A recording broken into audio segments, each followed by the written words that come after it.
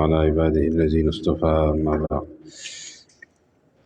فأعوذ بالله من الشيطان الرجيم بسم الله الرحمن الرحيم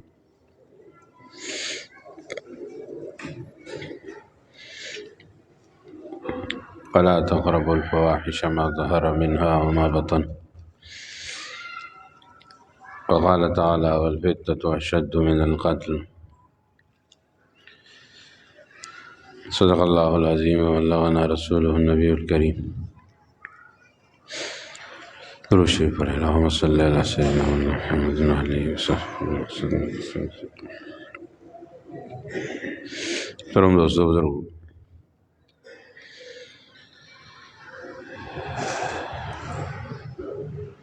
قرآن و سنت میں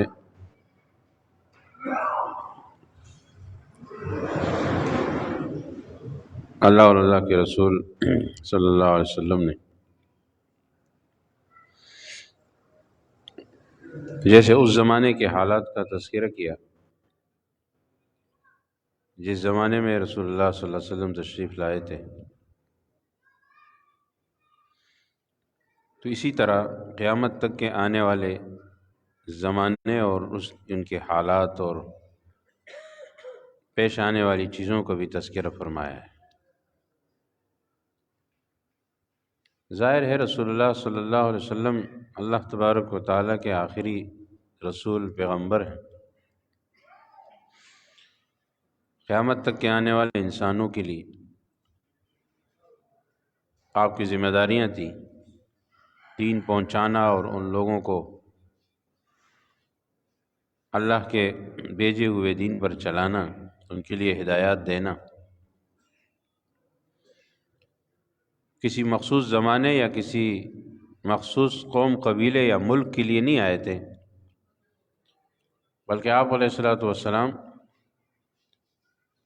قیامت تک کے آنے والے آخری انسان تک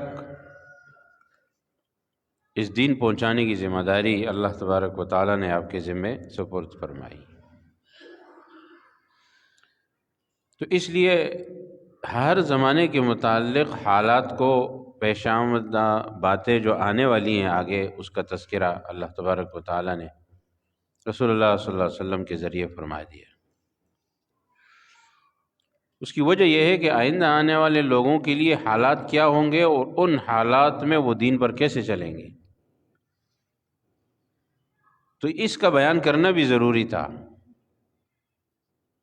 اور لوگ یہ کہہ سکتے ہیں کہ جی یہ، اور کہتے بھی ہیں آج کل، کہ یہ نیا زمانہ ہے، نئے لوگ ہیں، نئے حالات ہیں، اور یہ دین جو 1400-1500 سال پہلے آیا اس وقت حالات کچھ اور تھے، لہٰذا یہ ان لوگوں کے عمل کے لیے تھا اور ہم اس زمانے والے اس پر عمل نہیں کر سکتے، یا ہمارے لیے مشکل ہے یا ناممکن ہے۔ یہ مختلف باتیں لوگ کرتے ہیں، جبکہ حقیقت میں یہ بہانہ ہے۔ جب اللہ تبارک و تعالیٰ نے دین قیامت تک کے لیے بھیجا ہے، ہر انسان کے لیے، بلکہ انس و جن کے لیے، تو پھر ہر زمانے کے حالات کے مطابق احکام بھی دیے گئے ہیں۔ کسی چیز کو خالی نہیں چھوڑا گیا، کسی چیز کو سوال طلب نہیں چھوڑا گیا کہ آخر اس کا جواب کیا ہوگا، وہ ساری چیزیں موجود ہیں۔ ایک لفظ آتا ہے قرآن کریم میں بھی، احادیث میں بھی، فتنہ کا۔ فتنہ، میں نے آیت آپ کے سامنے پڑھی، اور قرآن کریم میں اللہ نے فرمایا کہ الفتنۃ اشد من القتل۔ یہ فتنہ ایسی چیز ہے، آزمائش، امتحان جو اللہ کی طرف سے آتا ہے، اور ایسے حالات سامنے آئیں کہ انسان فیصلہ کرنے پر جو ہے اس کے لیے مشکلات ہو جائیں کہ آخر حق کیا ہے اور باطل کیا ہے۔ تو ایسے حالات جب بنتے ہیں، ایسی صورتحال ہوتی ہے، تو اس کو قرآن کریم نے قتل سے بھی زیادہ خطرناک قرار دیا ہے۔ اور یہ حقیقت ہے کہ قتل و قتال اور ان تمام چیزوں کا سبب بھی یہ فتنے بنتے ہیں۔ لہٰذا ہم آج ایک فتنے کے لفظ کو لیتے ہیں اور کہ یہ ہے کیا، اور آخری زمانے میں جو فتنوں کا زمانہ جس کو قرار دیا گیا ہے اس کا کیا مطلب ہے، اور پھر اس زمانے کے لیے احکامات کیا ہیں کہ ایسے زمانے میں پھر ہمیں کرنا کیا چاہیے۔ تو سب سے پہلے جو قرآن کریم نے فتنے کا تذکرہ کیا ہے، قرآن کریم نے مال کو بھی فتنہ قرار دیا، اولاد کو بھی فتنہ قرار دیا، دنیا کی محبت کو فتنہ قرار دیا، اور اسی طرح خواہشات دنیاوی جتنی بھی ہیں، مال دولت ہے، زین للناس حب الشہوات من النساء، قرآن کریم میں اللہ نے فرمایا کہ انسانوں کے سامنے یہ جو انسانوں کے لیے مزین اور خوبصورت بنا دیا گیا ہے، کیا کیا چیزیں؟ حب الشہوات، خواہشات کی محبت، جتنی چیزوں کی طرف انسان مائل ہے،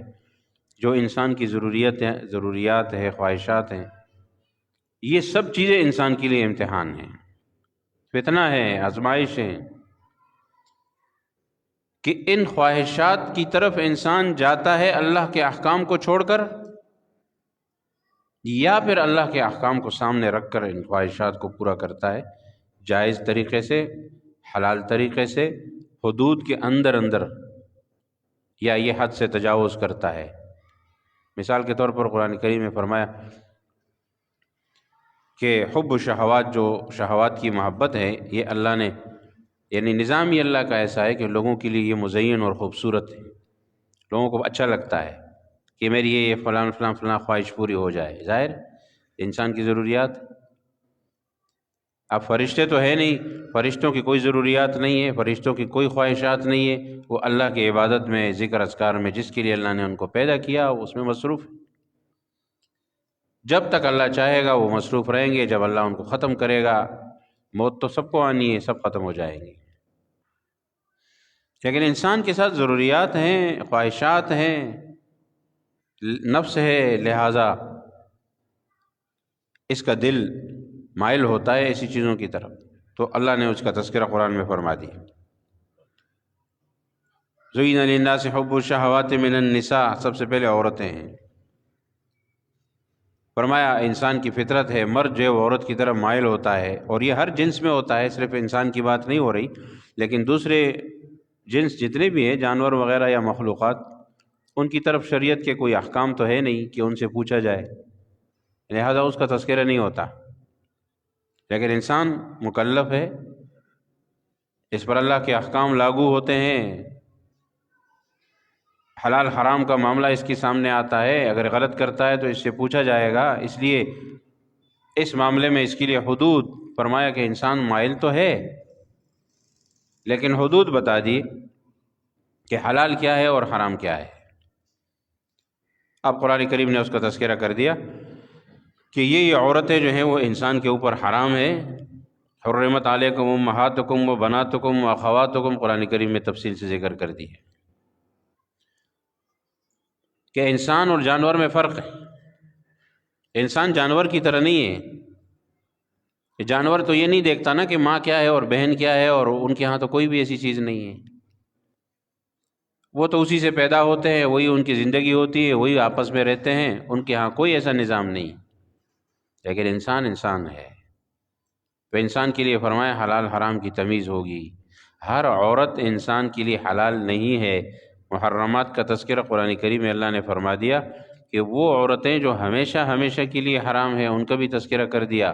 اور وہ عورتیں جو عارضی طور پر حرام ہیں ان کا بھی تذکرہ کر دیا۔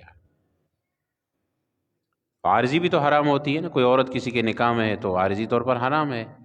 جب تک اس کے نکاح میں ہے، جب وہ نکاح ختم ہو جائے گا یا وہ شوہر فوت ہو گیا تو پھر حلال ہو جاتی ہے، لیکن یہ معاملہ عارضی ہے اور یہ غیر محرم ہوتی ہے۔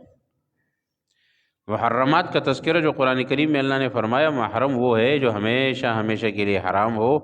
کبھی بھی کسی بھی صورت میں اس سے نکاح کی گنجائش نہ نکلے، ماں ہے، بہن ہے، بیٹی ہے، بھانجی ہے، بھتیجی ہے، قرآن کریم نے اس کا تذکرہ کر دیا۔ 6-7 رشتے جو ہے وہ یہ حقیقی ہیں، خون کے ہیں، پھر یہی رشتے دودھ کے ہوتے ہیں، پھر یہی رشتے سسرالی ہوتے ہیں، اور اس کے بعد جو ہے اس ترتیب کے مطابق اس کا تذکرہ اللہ نے سورۃ النساء میں فرما دیا کہ یہ حرام ہے۔ تو قیود لگائی گئی ہیں۔ اس کے بعد فرمایا کہ حلال جو ہیں تو اس میں بھی شرائط کے ساتھ ہے، نکاح کرنا ہوگا، یا کوئی لونڈی ہو، لونڈیاں تو آج کل نہیں ہیں، والمحصنات من النساء الا ما ملکت ایمانکم، قرآن کریم میں فرما دیا کہ مخصوص عورتوں کا اس کے علاوہ جو ہے وَأُحِلَّ لَكُم مَّا وَرَاءَ ذَلِكُم، اس کے علاوہ جتنی بھی عورتیں ہیں فرمایا وہ حلال تو ہیں، لیکن ان تبتغوا باموالکم محسنین غیر مسافحین، شرط یہ ہے نکاح کرنا ہے اور چھپ کر صرف تعلق رکھنا بغیر کسی نکاح کے رشتے کے یہ جائز نہیں ہے، یہ نکاح کے ساتھ ہوگا، مہر کی ادائیگی کے ساتھ ہوگا، اور اس عورت کو پوری زندگی کے لیے اپنانا ہوگا، یہ مذاق نہیں ہے۔ اس شرط پر، ان شرائط پر اگر نکاح کیا جائے گا، اور اس کی بھی حدود بتا دی کہ زیادہ سے زیادہ بیک وقت 4 تک کی گنجائش ہے، اس سے زیادہ نہیں ہے، اور ان کے لیے شرائط بتائیں کہ بھئی وَآتُوا النِّسَاءَ صَدُقَاتِهِنَّ نِحْلَةً، عورتوں کا جو مہر ہے فرمایا ان کو ان کا مہر ادا کرو، اور مہر بھی نحلتاً، یہ ان کا حق ہے بطور تحفے کے ان کو اور بطور عوض کے ان کو دیا جاتا ہے، لیکن یہ ایسی چیز نہیں ہے کہ اس کو پھر واپس لیا جائے، یہ ادائیگی کی چیز ہے، ادا کیا جائے گا۔ یہ اس کے عوض میں ہوتا ہے کہ جب ایک عورت اپنے آپ کو مرد کے حوالے کرتی ہے، رخصتی ہو جاتی ہے، اس کے گھر پر آ جاتی ہے، مہر لازم ہو جاتا ہے۔ یہ تو لوگوں کی باتیں ہیں کہ مہر لکھ لیں گے اور اس کے بعد بس وہ پڑا رہے گا، اور یا اگر چھوڑنا ہوا خدا نخواستہ تو وہاں یاد آ جاتا ہے کہ مہر دینا ہے۔ یہ چھوڑنے کے لیے نہیں ہوتا، مہر تو رکھنے کے لیے ہوتا ہے، عورت کو اپنے پاس رکھنے کے بدلے میں ہوتا ہے۔ اب مہر لازم ہو گیا تو یہ شرائط رکھی گئی تاکہ نکاح جو ہے وہ مذاق بن کے نہ رہے، باقاعدہ پوری زندگی کے لیے رفیق حیات کہتے ہیں، زندگی کی ساتھی، کہ اس نیت سے اس کو اپنایا جائے، اور اپنانے کے بعد اس کے خرچ اخراجات، اس کے رہائش، اس کے تمام تر جو کچھ بھی اس پر خرچہ آئے گا، جو کچھ اس کی ضروریات ہیں، ان تمام ضروریات کی ذمہ داری جو ہے مرد اس کا ذمہ دار بن جائے، تاکہ عورت جو ہے بے آسرا نہ رہے کہ کسی نے پیدا کی، کسی کی بیٹی ہے، بہن ہے، اور وہ ایسے ہی بے آسرے ہے، بھائی کوئی تو اس کی ذمہ داری قبول کرے۔ اب یہ جو بے دین معاشرہ یہود اور ہنود کا ہے اور عیسائیوں کا اور یہ مغرب کا ہے، اس میں کیا ہے کہ یہ عورت آزاد ہے۔ آزاد ہونے کا مطلب یہ ہے کہ وہ جانے، اس کا کام جانے، کہیں ایک جگہ، کہیں دوسری جگہ، کل کسی اور جگہ، کل کسی اور، پرسوں کسی اور کے ساتھ وقت گزارے گی، اور پھر ان کے ہاں جو ہے وہ دوستی کے چکر ہے، اور پھر کوئی مرد اس عورت کو ہمیشہ کے لیے اپنانے پر تیار نہیں ہوتا ہے۔ کہ شریعت کا نظام نہیں ہے نا۔ اب وہ بہت اچھے ہوں گے دوسری چیزوں میں، لوگ مثالیں دیتے ہیں نا، ایماندار ہیں، مخلص ہیں، وہ ملاوٹ نہیں کرتے، وہ یہ نہیں کرتے، وہ نہیں، ٹھیک ہے، جو چیزیں اچھی ہیں ان کی وہ اچھی ہیں اور ہونی چاہیے، اور وہ ہمارے ہاں بھی اس طرح، یہ تو اصل میں ہمارے احکام شریعت کے ہیں، لیکن بس اب ہم نام کے مسلمان رہ گئے ہیں، ہماری کمی کوتاہی ہے یقیناً۔ اگر وہ ایمانداری سے کام کر رہے ہیں، وہ ایمانداری سے مراد یہ ہے کہ مخلصانہ کام کر رہے ہیں اپنے وطن کے ساتھ، اپنے قوم کے ساتھ، اور ان تمام چیزوں میں وہ اخلاص سے کام کرتے ہیں۔ اخلاص سے مراد وہ اخلاص نہیں ہے جو ہم ثواب والا اخلاص، اخلاص سے مراد یہ کہ محنت اور لگن کے ساتھ کام کر رہے ہیں، سچے دل کے ساتھ، خلوص کے ساتھ کرتے ہیں۔ یہی تو شریعت کا حکم ہے جس پر وہ لوگ اپنے طور پر عمل کر رہے ہیں لیکن ہم نہیں کرتے۔ لیکن تمام تر خوبیوں کے باوجود جو سب سے بڑی خرابی ہے وہ یہی ہے کہ ان کے ہاں یہ خاندانی نظام بالکل ختم ہو گیا ہے۔ کوئی شخص کسی عورت کو مستقل طور پر ہمیشہ کے لیے اپنانے کے لیے تیار بڑی مشکل سے ہوتا ہے، اگر ہو بھی جاتا ہے تو بس نام کا ہوتا ہے، اور اس کی تمام تر چیزوں کی ذمہ داری قبول بھی نہیں کرتا، اور پھر کچھ عرصے بعد جو ہے پھر چھوڑ دیتا ہے، اور اگر حتیٰ کہ والدین بھی اگر ضعیف ہو گئے تو ان کو بھی کسی جگہ جا کے کسی اولڈ ہوم میں جمع کرا دیتے ہیں۔ یہ ہوتا ہے۔ تو شریعت نے تو یہ کہا کہ جی اسلام کا تو قانون یہ ہے کہ عورت اپنی جگہ اس کی جو ہے وہ مختلف اس کے روپ ہیں، وہ ماں ہے، وہ بہن ہے، وہ بیٹی ہے، وہ بیوی ہے، وہ دوسرے رشتہ داروں میں ہے، یا پھر وہ عام مسلمان ہے، سب کے لیے احترام کا درس یہ اسلام نے دیا ہے، اور سب کے حقوق کا بھی درس دیا ہے۔ بہرحال وہ موضوع الگ ہے۔ قرآن کریم میں یہ کہا کہ انسان کے لیے مزین جو چیزیں خوبصورت فتنے والی کی گئی ہیں اس میں سے ایک عورت ہے، اور شریعت نے وہاں پر روک ٹوک لگائی ہے کہ ان احکامات کی روشنی میں ایک مرد اور عورت ایک دوسرے کے قریب آ سکتے ہیں ورنہ نہیں آ سکتے۔ آئیں گے ان چیزوں کے بغیر تو فتنہ اور فساد برپا ہوگا۔ وہ خواہش اگر انسان ناجائز پوری کرے گا تو اس کا نقصان کیا ہوگا؟ اس کا نقصان صرف اس کی ذات پہ نہیں، پورے معاشرے پر پڑے گا۔ اس کی وجہ سے قتل و قتال ہو سکتا ہے، اس کی وجہ سے قتل کی اور ایک دوسرے کو مارنے کی، یعنی جان سے مارنے کی نوبت آ سکتی ہے اور آتی بھی ہے۔ اس کی وجہ سے لوگوں کے حسب نسب میں فرق آ سکتا ہے۔ ایک شخص اگر ایسی عورت جو کردار میں ٹھیک نہ ہو اس کی اولاد ہوتی ہے تو ظاہر ہے کہ وہ اولاد بھی مشکوک ہو جاتی ہے، اور وہ معاشرے میں پھر کسی کو منہ دکھانے لائق نہیں رہتی۔ پھر یہ پورا کا پورا سلسلہ جو ہے وہ سب سارا نظام ہی غلط ہو جاتا ہے۔ لہذا شریعت نے بہت سختی سے اس پر پابندی لگا دی۔ قرآن نے سب سے پہلے بتا بھی دیا کہ یہ سب سے بڑا فتنہ یہ ہے، اور حدیث میں بھی یہی آیا، النساء حبائل الشیطان، فرمایا عورتیں جو ہیں وہ شیطان کا جال ہیں، اس کے ذریعے سے وہ لوگوں کو، مردوں کو وہ کنٹرول بھی کرتا ہے، وہ ورغلاتا بھی ہے، وہ انہیں بہکاتا بھی ہے، اور ان کو اللہ کے احکام و شریعت سے دور بھی کرتا ہے۔ اس میں عورت کو بھی خطاب ہو رہا ہے کہ اگر آپ بھی اپنے حدود میں رہیں گی تو کوئی آپ کے قریب نہیں آ سکتا، آپ کی عزت، آپ کی عفت اور حیا اور پاک دامنی پر کوئی آنچ نہیں آئے گی اگر آپ اپنے حدود میں رہیں۔ ان حدود کو لوگ کیا کہتے ہیں؟ پابندیاں، پردہ ہے، اور اس طرح جو ہے وہ عورت کو وقرن فی بیوتکن، اپنے گھر کے اندر رہنا ہے، اور اپنے میاں، اپنے شوہر، اپنے بچوں کی ذمہ داری سنبھالنا ہے، یہ سب کچھ ہے۔ باقی کام بھی ہوتے ہیں، یہ نہیں کہ نہیں ہے۔ پھر آپ یہ سوال کریں گے کہ جی بہت سے کام ایسے ہیں جو عورتوں کو کرنے کے ہیں۔ ایک عورت ڈاکٹر بنے گی اور ضرورت بھی ہے، بھائی عورت کا علاج کون کرے گا؟ تو عورت ہی کرے گی۔ اور اسی طرح جو ہے اور بہت سے چیزیں، جگہیں، فیلڈ ایسے ہیں جہاں عورت کی ضرورت، ٹھیک ہے، شریعت نے کبھی اس کو منع نہیں کیا ہے، لیکن مسئلہ یہ ہے کہ احکام شریعت، حدود شریعت کے اندر ہو، جہاں عورت کا مقصد اپنے کام سے کام رکھنا ہو اور حدود بیچ میں ہو، تاکہ اس کا مرد و زن کا اختلاط آپس میں نہ ہو اور فتنوں کی بنیاد نہ پڑے۔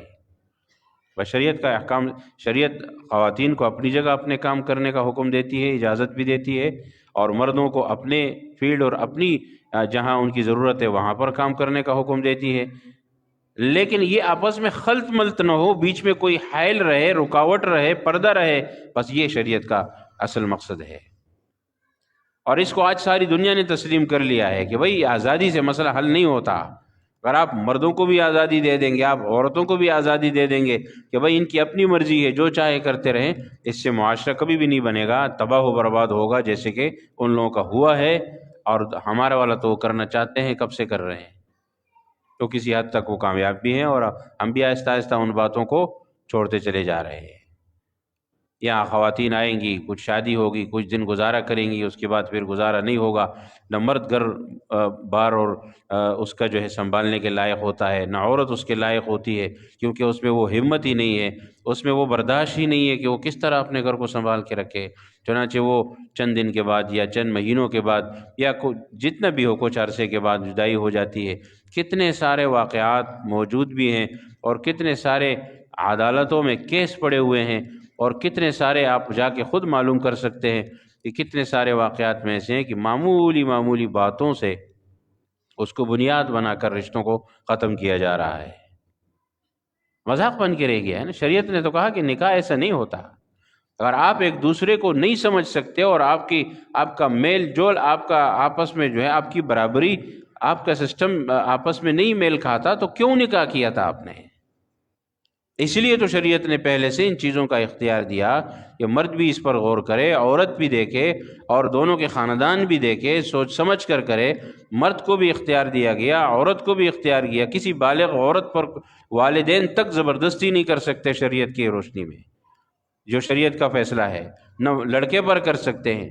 جب یہ ساری چیزیں آپس میں ملتی ہیں پھر جا کے نکاح کی نوبت آتی ہے، لیکن اس کے باوجود بھی ایک دوسرے کو نہیں سمجھ پاتے، تو اب اس میں قصور کس کا ہے؟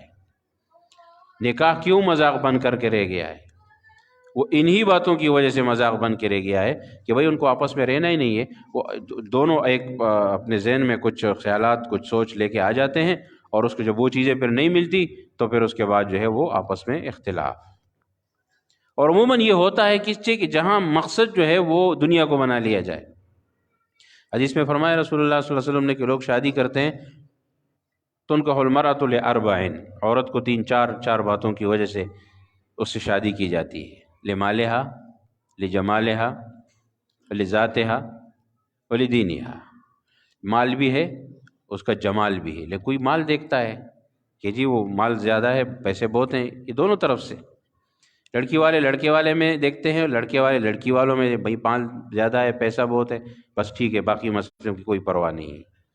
اب جب پیسہ مطمئن نظر ہو گیا، اس نیت سے شادی ہوئی، اس بنیاد پر ہوئی، اس کے بعد جب وہ چیزیں پوری نہیں ہوتی دکھائی دیتی، بعد میں پتہ چلتا ہے کہ بھائی یہ چیزیں تو اس طرح نہیں تھیں، تو پھر فساد تو آئے گا۔ اب کوئی اور چیز سامنے آ گئی، بھائی وہ چیز تو ہم نے تو یہ نہیں سوچا تھا۔ لڑکا سوچے گا میں نے تو سوچا کہ لڑکی مالدار ہے، میں یہ ساری سہولیات مجھے حاصل ہوں گی، مجھے جہیز میں بہت کچھ ملے گا، حتیٰ کہ گاڑی ملے گی اور پتہ نہیں مکان ملیں گے، بنگلے ملیں گے۔ بعد میں دیکھتا ہے کہ کچھ بھی نہیں ہے۔ اور لڑکی والے کہتے ہیں کہ لڑکے والے بہت زیادہ مالدار ہیں، شادی ہوگی تو اس کے بعد دیکھیں گے کہ جو اس کے بعد جو ہے وہ ہمیں تو کچھ بھی نہیں کرنا پڑے گا، اور وہ تو بڑے آرام سے گھر بیٹھ کے اس کو کروڑوں آئیں گے اور آرام سے ہم کھاتے پیتے رہیں گے۔ تو پھر بعد میں دیکھتے ہیں وہ چیز نہیں ہوتی، اب اس کے بعد پھر اختلاف۔ دوسری چیز فرمایا حدیث میں، جمال کی وجہ سے لوگ ظاہری شکل و صورت کو بھی دیکھ لیتے ہیں۔ ظاہری شکل جو پسند کی شادیاں ہوتی ہیں یہ ظاہری شکل و صورت کو دیکھتے ہیں۔ اب لڑکی کی شکل دیکھ لی اور لڑکی نے لڑکے کی دیکھ لی، اب شکل و صورت کی بنیاد پر رشتہ ہو رہا ہے۔ اب شکل و صورت کب تک رہے گی اور شکل و صورت کب تک برقرار رہے گی؟ قرآن کریم میں اللہ نے فرمایا کہ انسان کو جو شکل و صورت اللہ نے دی ہے یہ عارضی ہے۔ وَمَن نُعَمِّرْهُ نُنَكِّسْهُ فِي الْخَلْقِ۔ سورۃ یاسین میں فرمایا اللہ تعالیٰ نے کہ جس کو ہم عمر زیادہ دیتے ہیں، یعنی جب عمر بڑھتی جاتی ہے تو اس کی شکل و صورت میں بگاڑ آ جاتا ہے، وہ شکل و صورت اس طرح نہیں رہتی۔ ہر شخص اپنی جوانی کی تصویر اٹھا کے دیکھے، اپنے بچپن کی تصویر اٹھا کے دیکھے، اپنے شروع کے زمانے کی تصویر اٹھا کے دیکھے، پھر بعد میں دیکھے، کتنا فرق آ جاتا ہے۔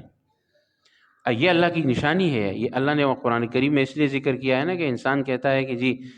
میں مروں گا، پھر دوبارہ کیسے زندہ ہوگا، اور پھر یہ سب کچھ کیسے ہوگا۔ اللہ نے فرمایا بھائی تمہاری حالت ایسی ہے کہ پہلی تمہاری شکل کہاں تھی، پھر تمہاری شکل بنی، خوبصورت بنے، اس کے بعد پھر تمہاری شکل خراب ہو گئی، مرتے وقت جب آپ 80-100 سال کے ہو گئے آپ کی صورت کس طرح ہے، یہ کس نے کیا؟ پھر اللہ دوبارہ بھی زندہ کر سکتا ہے، دوبارہ وہ والی صورت دے سکتا ہے۔ تو یہاں یہ فرمایا کہ جب جمال کی وجہ سے کوئی رشتہ کرے گا، حسن و جمال ظاہری، تو یہ رشتے کیوں ناکام ہوتے ہیں؟ اس کی وجہ یہی ہوتی ہے کہ وہ جب یہ چیزیں دیکھتے ہیں کہ بھئی یہ تو بظاہر حسن و جمال ہے، اب حسن و جمال تو کوئی ایسی چیز ہے نہیں کہ جس کی وجہ سے انسان ساری زندگی کا فیصلہ کر لے، حالانکہ حسن و جمال ساری زندگی رہتا نہیں ہے۔ جب ساری زندگی ایک چیز نہیں رہتی ہے تو اس پر ساری زندگی کا فیصلہ کیوں کیا جائے؟ یہاں آ کر لڑکا بھی غلطی کر دیتا ہے اور لڑکی بھی۔ اچھا اس کے بعد پھر کیا فساد بنتا ہے وہ سب کو پتہ ہے کہ پھر جب گھر والے نہیں راضی ہوتے تو پھر وہ بھاگ کر شادیوں کا رجحان، پھر وہ کس طرح، یہ بھی آپ جا کے آج کل کی عدالتوں میں دیکھ سکتے ہیں، پھر وہ رشتہ ناکام بالآخر ہوتا ہے۔ اکثر و بیشتر جو پسند کی شادیاں اکثر و بیشتر ناکام، اس کی وجہ وہی ہے کہ جو چیزیں سوچ کے رکھی تھی، جن چیزوں کا تصور کیا تھا کہ یہ سب کچھ آگے ملے گا، وہ چیزیں نہیں ملتی۔ یا یہ ہے کہ شکل و صورت دیکھی، بعد میں پتہ چلا کہ شکل و صورت تو اچھی ہے لیکن اخلاق اچھے نہیں ہیں، کردار اچھا نہیں ہے، اور اس کی بات چیت، اس کا انداز گھر بسانے کا کچھ بھی اچھا نہیں ہے، تو پھر تو وہ شکل و صورت بھی انسان کو بری لگتی ہے۔ شکل و صورت کا اچھا ہونا، خوبصورت ہونا، یہ تو اخلاق کے ساتھ ہوتا ہے، اور شریعت نے کہا کہ اصل چیز تو اخلاق ہے۔ تیسری چیز فرمایا حدیث میں لذاتہا، کبھی کبھی ایسا بھی ہوتا ہے کہ لوگ ذات کی وجہ سے رشتہ کرتے ہیں، یعنی کوئی اونچی اعلیٰ ذات دیکھ لی۔ آج کل تو اگر سچی بات دیکھی جائے تو ساری چیزیں چھوڑ کر لوگوں نے صرف اور صرف جو ہے وہ مال و دولت کی بات آ گئی، سب سے پہلا مال و دولت کا معاملہ آتا ہے۔ اب کیا ہوتا ہے، ذات والا معاملہ بھی ایسا ہے، بھائی ذات سے کیا ہے، کوئی شخص اونچی ذات کا ہے، کوئی کم ذات کا ہے، کوئی ذات پات کا تو اسلام میں تو ہے نہیں۔ ہاں یہ ہے کہ پیشے کے اعتبار سے ہوتا ہے، تو پیشہ بھی اسلام میں یہ ہے کہ جی اگر ایک شخص محنت مزدوری کر رہا ہے، کیوں آپ کو اس کے پیشے کو نیچا دکھا رہے ہو، اس میں کیا ہے؟ یہ تو ہمارے ہاں دیہاتوں کا پہلے کا ایک ماحول ہوتا تھا کہ جی یہ اس پیشے سے تعلق رکھتا ہے، حالانکہ وہ حلال پیشے ہیں۔ مثال کے طور پر ایک شخص اگر حجام ہے، وہ لوگوں کے بال بناتا ہے، تو اس میں کیا برائی ہے اگر حلال طریقے سے کام ہو رہا ہے اور حلال کاروبار ہے، مطلب کہ مزدوری ہے۔ لیکن اب کیا ہے کہ جی وہاں ہمارے ہاں رواج میں کیا ہے کہ جی یہ پیشہ جو ہے وہ پست ہے، نیچا ہے، لہٰذا ایسے لوگوں کو ذرا کمتر سمجھا جاتا ہے، حالانکہ اس میں کمتر سمجھنے والی حقیقت میں کوئی ایسی بات تو نہیں ہے اگر شریعت کے معاملے کو دیکھا جائے، یہ ذات پات والے معاملات نہیں۔ ہاں ویسے اور ہے، ایک شخص سید ہے، اونچی ذات کا ہے اور وہ ٹھیک ہے، لیکن یہ چیزیں کام آنے والی نہیں ہیں آخرت میں۔ جب رسول اللہ صلی اللہ علیہ وسلم نے اپنے صاحبزادی سے کہہ دیا کہ یہ ان کی تدفین کے موقع پر کہ یاد رکھو کہ یہ مت تصور کرنا کہ تم جو ہے وہ پیغمبر کی بیٹی ہو، تم سے کوئی حساب کتاب نہیں ہوگا، یہ چیزیں جو ہیں بالکل قبر میں کام نہیں آئیں گی کہ یہ پیغمبر کی بیٹی ہے، کس کی بیٹی ہے۔ تو وہیں پر آپ نے ختم کر دیا کہ یہ چیز تو آپ سوچے ہی نہیں کہ اونچی ذات کا ہے تو کیا فائدہ، آخرت میں کیا فائدہ ملے گا اور دنیا میں کیا فائدہ ملے گا، کچھ بھی نہیں ہے۔ فرمایا رسول اللہ صلی اللہ علیہ وسلم نے اسی حدیث میں کہ آخری چیز کیا ہے، وَلِدِينِهَا، کہ لوگ رشتہ کرتے ہیں دین کو دیکھ کر کہ یہ دیندار گھرانہ ہے، لڑکا ہے یا لڑکی جو بھی ہے دیندار گھرانہ ہے، ان کا دین کے ساتھ مذہب کے ساتھ تعلق ہے، ٹھیک ہے زیادہ مال نہیں ہے، ٹھیک ہے کوئی زیادہ حسن و جمال یہ چیزیں ہم نے نہیں دیکھی یا ذات پات بھی نہیں دیکھی، لیکن یہ دیکھا جا رہا ہے کہ جی دیندار ہیں، تو فرمایا لوگ دین کو منتخب کر کے اگر رشتہ کرتے ہیں تو رسول اللہ صلی اللہ علیہ وسلم نے کیا فرما دیا، فَاصْبِرْ بِذَاتِ الدِّينِ تَرِبَتْ يَدَاكَ، صحابی سے فرمایا کہ دین والی کو لے کر اپنے آپ کو کامیاب کر دو، کامیاب ہونا ہے تو پھر دین والی کو لے لو، لڑکی دینداری کو دیکھو، لڑکا ہے دینداری کو دیکھو۔ تو میں یہ عرض کر رہا ہوں کہ یہ چیزیں، یہ ایک چیز جس کا ذکر قرآن کریم میں اللہ نے فرمایا ہے بطور فتنے کے انسان کے لیے، فرمایا وہ عورت ہے، اور یہ حدود میں اس کو رکھنے کے لیے قرآن و سنت کا پورا نظام وہ اسی پر ہے کہ فتنے سے اگر اپنے آپ کو محفوظ رکھنا ہے تو ان مرد اور عورت کے درمیان اختلاط کو نہ ہونے دینا ہے، اور اس میں شرعی، قانونی، اخلاقی، مذہبی رکاوٹ کا بیچ میں ہونا ضروری ہے۔ اگر یہ نہ ہو تو پھر سراسر فتنہ اور فساد ہے۔ اور قرآن کریم میں ظاہر ہے اللہ کی کتاب ہے، اور اللہ تعالیٰ وہ ذات ہے جس نے انسان کو پیدا کیا، وہ اللہ کے علم میں ہے کہ انسان کے دل میں یا اس کے نفس میں کس چیز کی طرف میلان اور خواہش ہے، کیونکہ اللہ نے رکھا ہے نا یہ سب کچھ۔ جب اللہ نے انسان کی فطرت میں یہ چیزیں رکھی ہیں تو اللہ سے زیادہ کس کو معلوم ہوگا؟ اس لیے اللہ نے قرآن کریم میں ذکر فرما دیا کہ عورتوں سے محبت، حب الشہوات من النساء والبنین، اولاد، اس پر ہم پھر بات کریں گے، اولاد ہے، اور والقناطیر المقنطرۃ من الذهب والفضۃ، یہ سونے چاندی کے ڈھیر یعنی مال و دولت، بینک بیلنس آج کل کہہ دیجیے، والخیل المسومہ، گھوڑے نشان زدہ، نشان والے، اس زمانے میں یہ بہت قیمتی چیز تھی، اور والانعام والحرث، یعنی جتنے بھی جانور ہیں انسانوں کے پاس ہوتے ہیں، یہ بھی انسان کا دل چاہتا ہے بھئی میرے پاس ہو، اور وہ مال ہے، فائدہ ہے۔ اور اسی طرح جو ہے حرث، کھیتی باڑی کا بھی تذکرہ کر دی، زمینیں ہوں، باغات ہوں، فصلیں ہوں، یہ انسان کی خواہش ہے بھائی، انسان چاہتا ہے۔ تو اللہ نے فرمایا کہ مجھے تو معلوم ہے کہ انسان کی خواہش میں یہ چیزیں موجود ہیں، لیکن میں یہ حکم ساتھ میں دے رہا ہوں کہ یہ تمام چیزیں جو ہیں وہ آپ آزادانہ طور پر استعمال نہیں کر سکتے، اس میں آپ کے لیے حدود ہوں گی۔ اگر آپ ان حدود پر چلیں گے، دوسرے بھی ان حدود پر چلیں گے، تو پھر آپس میں کوئی ٹکراؤ نہیں ہوگا، معاشرہ درست رہے گا۔ لیکن اگر ان حدود سے ایک آدمی آگے بڑھتا ہے تو اس کا مطلب یہ ہے کہ وہ دوسرے کے حق پر حملہ کر رہا ہے۔ جب وہ اگلے کے حق پر حملہ کرتا ہے وہ اس کے حق پر حملہ کرے گا، تیسرا چوتھے کے حق پر کرے گا، چوتھا پانچویں کے حق پر کرے گا۔ لہٰذا جب ہر آدمی اپنی اپنی حد سے نکلے گا تو اس میں جو ہے ایک شخص پورے معاشرے کے لیے نقصان دہ ہو جائے گا، اور پھر بگاڑ فساد معاشرے میں آئے گا، جو کچھ ہم اپنی آنکھوں سے دیکھ رہے ہیں۔ کیوں کہ بھئی انسان اپنے حدود سے نکل جاتا ہے، اگر یہ حدود کے اندر رہے تو ایسی کوئی بات نہیں ہوگی۔ تو بہرحال یہ فتنے اور آزمائشیں جن کا تذکرہ حدیث میں آتا ہے، یہ تو وہ ہے جو نارمل ہر انسان کی فطرت میں ہے۔ اس کے علاوہ حدیث میں وہ فتنے بھی ہیں جن کا قیامت اور آخرت زمانے میں، آج کل کے زمانے کے حساب سے اس کا تذکرہ آتا ہے، وہ بھی انشاءاللہ حدیثوں میں آئے گا، تذکرہ اس کا ہوتا رہتا ہے۔ تو ان سے بچاؤ اور ان سے بچنے کی پھر طریقہ کار الگ ہیں، ان سے بچنے کا طریقہ کار، اس کی ترتیب الگ ہیں۔ لیکن افسوس کی بات یہ ہوتی ہے کہ ہم تو ہیں تو مسلمان، یہ ساری چیزیں کتنی تفصیل کے ساتھ قرآن و سنت میں اللہ اور اللہ کے رسول نے بتا بھی دی ہیں، نبی اکرم صلی اللہ علیہ وسلم نے، صحابہ کرام بزرگان دین نے کر کے بھی دکھا دی پریکٹیکلی۔ اس کے باوجود بھی مسلمان جو ہے آج کا اس پر عمل نہیں کر رہا، تو پھر حدیث کے مطابق جو ہے وہ تن کا بن کر رہ گیا ہے، اس کی کوئی حیثیت نہیں ہے، اور دنیا بھر میں اس کی وہ حیثیت نہیں ہے جس طرح مسلمان کی ایک حیثیت ہوا کرتی تھی۔ ہر جگہ مسلمان وہ معتوب ہے، ہر جگہ مسلمان پر الزام ہے، ہر جگہ مسلمان اپنی صفائیاں پیش کر رہا ہے، اپنے آپ کو پاک صاف بنانے اور ظاہر کرنے کے چکر میں ہے، اور دنیا اس کو متون تیرا رہی ہے کہ تم دہشت گرد ہو اور تم جو ہے انسانی حقوق کا خیال نہیں رکھتے، تمہارے اندر یہ ناانصافی، یہ ناانصافی۔ حالانکہ ان ساری باتوں کی بنیاد تو اسلام نے رکھی ہے۔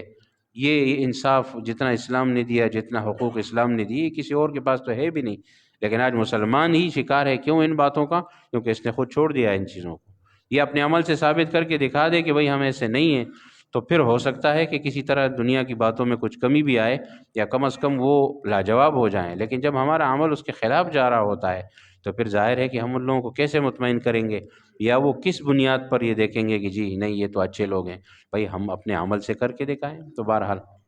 ان فتنوں سے اپنے آپ کو بچانا اور پورے دین پر صحیح طریقے سے چلنا ایک مسلمان کی ذمہ داری ہے۔ اللہ تبارک و تعالی ہمیں صحیح عمل کی توفیق نصیب فرمائے، سنت ادا کی۔